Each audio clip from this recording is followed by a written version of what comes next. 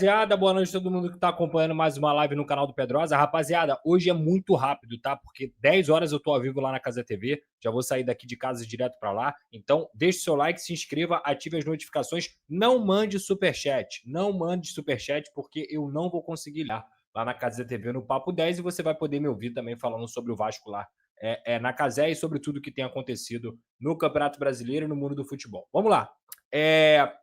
Primeiramente, galera, eu quero dizer para vocês que não tem terra arrasada. Eu sei que depois de uma pancada de 3-0, a cabeça fica doendo. E aí, principalmente quando você olha a sequência que o Vasco pegou, você percebe que não tem terra arrasada. Eu vou recapitular para vocês o que aconteceu com o Vasco nos últimos jogos. O Vasco pegou o Flamengo, o Bahia, o Cruzeiro e o Palmeiras. O Vasco, nessa sequência, que ninguém acreditava que conseguiria fazer a pontuação que fez 7 em 12 pontos. Perder para o Palmeiras fora de casa é uma coisa que, infelizmente, pela grandeza do Vasco da Gama, infelizmente, se tornou comum pelo que o time de futebol joga nos últimos anos. E a verdade é que seria muito difícil, mesmo com o Vasco completo, conseguir algum tipo de resultado positivo na casa do Palmeiras, principalmente diante do cenário que a gente falou. O Palmeiras é um time que vai brigar pelo título, o Vasco não é essa equipe. Mas, obviamente, a gente tem que olhar para o jogo e pensar o seguinte: cara, sem Barros e sem Cuesta, o Vasco é outra equipe. Quem foram os jogadores que fizeram o Vasco ter consistência nos últimos jogos? Robert Renan, Barros e Cuesta. Só quem jogou hoje foi o Robert Renan. O Robert Renan, inclusive, não tinha perdido ainda com a camisa do Vasco, jogando como titular. Assim como o Barros ainda não perdeu jogando como titular com a camisa do Vasco da Gama. E quem entra na vaga do Cuesta e quem entra também na vaga do próprio Barros acaba sendo o Hugo Moura. O Hugo Moura ele vira primeiro volante, enquanto o Tietê fica como segundo volante e o Lucas Oliveira entra como zagueiro. Vocês vão se recordar, principalmente para você que acompanha a minha live aqui no canal do Pedrosa, após a partida contra o Flamengo, a galera ficou pedindo para eu ficar babando o ovo e falando que o Lucas Oliveira jogou demais, que o Lucas Oliveira é maravilhoso. O Fernando Diniz fez uma live aqui, fez uma entrevista coletiva, inclusive, dizendo que, meu Deus, tá tudo bem, é porque o Lucas Oliveira tá vendo como ele pode jogar no Vasco, assim como o Fernando Diniz também, em todos os momentos, fica defendendo o Hugo Moura como se o Hugo Moura não errasse. E aí, gente, mais uma vez, assim, as pessoas acham que é perseguição da minha parte, mas eu vou falar para vocês um negócio muito sério. Dentro do Campeonato Brasileiro, nenhum jogador cometeu tantas falhas, quanto o Hugo Moura. E isso é até matemática, porque ele é o que mais joga. Inclusive, fez 50 jogos hoje com a camisa do Vasco da Gama. E mais uma vez, ele cometeu uma falha bizonha. Hoje eu fiquei constrangido com aquele segundo gol. Constrangido. E uma falha bizonha junto com o próprio Lucas Oliveira. E o Lucas Oliveira é um jogador que, infelizmente, ele não tem condições de jogar com a camisa do Vasco. Não tem. Ele não tem a mínima condição de jogar com a camisa do Vasco. Ele não tem a mínima condição de ser titular de uma equipe como o Vasco da Gama. E infelizmente, por causa de um jogo em que inclusive ele até jogou bem, jogou de forma decente, mas também deu chances para o Pedro e o Pedro perdeu o gol, o Fernando Diniz resolveu colocar ele contra o Palmeiras no Allianz Parque.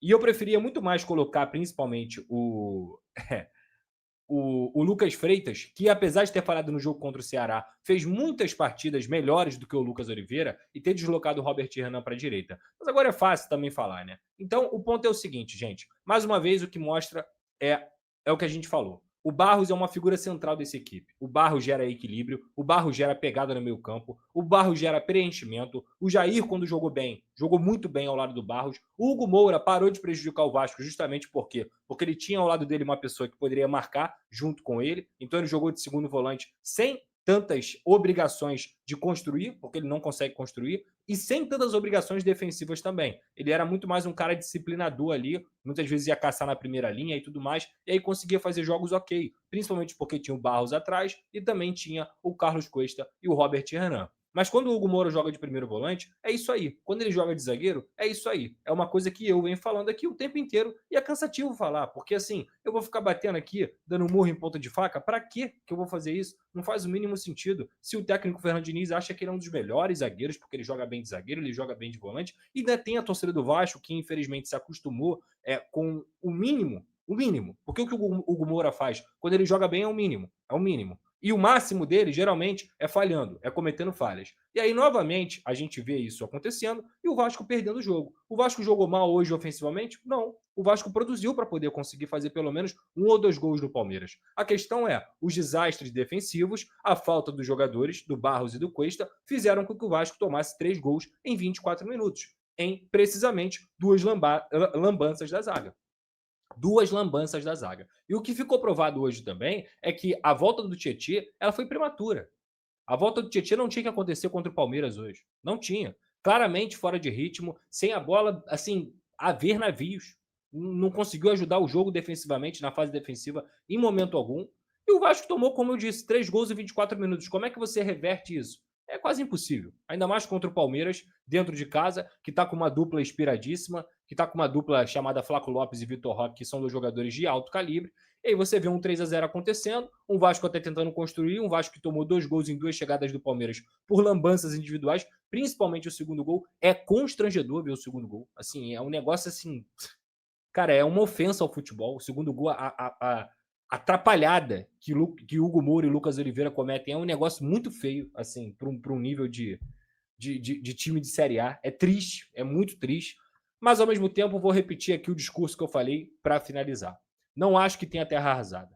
O jogo do Vasco é domingo contra o Vitória. O jogo do Vasco é depois contra o Fortaleza. Por quê? Eu nem acho que o Vasco está mais nessa maluquice de brigar contra a zona do rebaixamento. O Vasco tem que continuar olhando para cima. Continuar para ficar entre os 10. Porque esse é o campeonato do Vasco. O campeonato do Vasco da Gama não é fazer o que ele fez nas últimas rodadas, que é empatar com o Flamengo, vencer o Cruzeiro, vencer o Palmeiras e vencer o Bahia e conseguir bater de frente com o Palmeiras. Hoje aconteceu o que todo mundo esperava nas últimas 4 rodadas. E não, o Vasco ele continuou evoluindo. No momento mais difícil que o Vasco teve na temporada foi quando o time encontrou a consistência. Eu vou falar de novo. Não é porque tomou 3-0 hoje que eu vou ser aqui um cara que vou ficar batendo, que tá tudo uma merda e tudo mais. Não vou fazer isso. Não vou mesmo. Não vou mesmo. Acho até que o 3-0 ele foi um placar que refletiu de forma mais, digamos assim, mais generosa a partida do que ela realmente foi. Se fosse 3-1 o jogo, 3-2 não seria nenhum absurdo. O Palmeiras também teve oportunidade, mas o Vasco também teve chances no segundo tempo.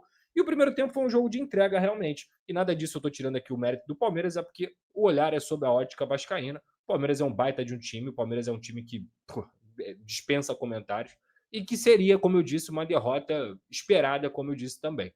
O que a gente tem que ficar na cabeça é sem terra arrasada, sem criar crise, o Vasco continua fazendo um campeonato que é de acordo com o que o Vasco, infelizmente, tem, principalmente quando perde os seus jogadores. Quando perde os jogadores titulares que chegaram no meio do ano, foram os reforços do meio do ano, principalmente o Barros e o Cuesta, o que acontece? Os caras que falhavam anteriormente, pré-Copa, os caras que prejudicaram o Vasco diversas vezes, eles voltam a jogar. Eles voltam. Foi o Lucas Freitas, foi o Lucas Oliveira, hoje foi o Hugo Moura de novo. E isso, obviamente, vai acabar culminando numa sucessão de erros. O Vasco é o time que mais erra dentro do campeonato. Foram 11 erros diretos que geraram gols de adversários. E por isso também você vê um time praticamente inofensivo no setor defensivo. Hoje foi muito fácil pro Palmeiras. O Vasco não mordeu, o Vasco não competiu. Ofensivamente, repito, até conseguiu criar algumas oportunidades, teve 2 chances ali, cara a cara no segundo tempo. O Verratti hoje, mais uma vez, nem digo no primeiro tempo, mas mostrou também, até pela questão do jogo, que ele é um jogador que, para mim, tem que sentar um pouquinho no banco, que o Vasco tem que procurar e buscar outras alternativas para poder jogar sem o Verratti, e isso é cansativo de dizer. Mas, mais uma vez, a gente está falando aqui, o treinador continua insistindo, e isso também prejudica o Vasco. Mas hoje, para resumir, o problema do Vasco foi defensivo, o problema do Vasco se chama Lucas Oliveira e se chamou Hugo Moura. E, mais uma vez, o Vasco sai prejudicado por conta de erros individuais. Domingo, lotar São Januário, continuar nessa atuada, continuar a torcida buscando e querendo a melhora desse time, porque esse time pode joga mais, tem mais consistência, está num processo de evolução e fazer 7 em 12 pontos contra 4 times do G6, para mim, é uma situação positiva. E tá aí, galera, você conseguiu acompanhar nesse momento as palavras do Lucas Pedrosa, analisando um pouquinho sobre Vasco da Gama 0, Palmeiras 3, ou melhor, Palmeiras 3, Vasco 0, até porque o Palmeiras foi o mandante da partida. E o Pedrosa resumiu muito bem e de maneira super assertiva do que foi o jogo pro Vasco. Uma equipe que entregou o resultado, assim, entregou em campo, né? Obviamente, estou falando nada de bastidor não, pelo amor de Deus. Mas o time falhou, né? Entregou no sentido de falhar.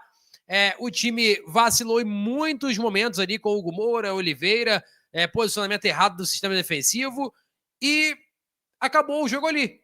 Essa que é a pura verdade. Nos erros capitais da partida, foi onde acabou que o Palmeiras aproveitou e foi muito bem nisso, né? O Flaco Lopes, Vitor Roque.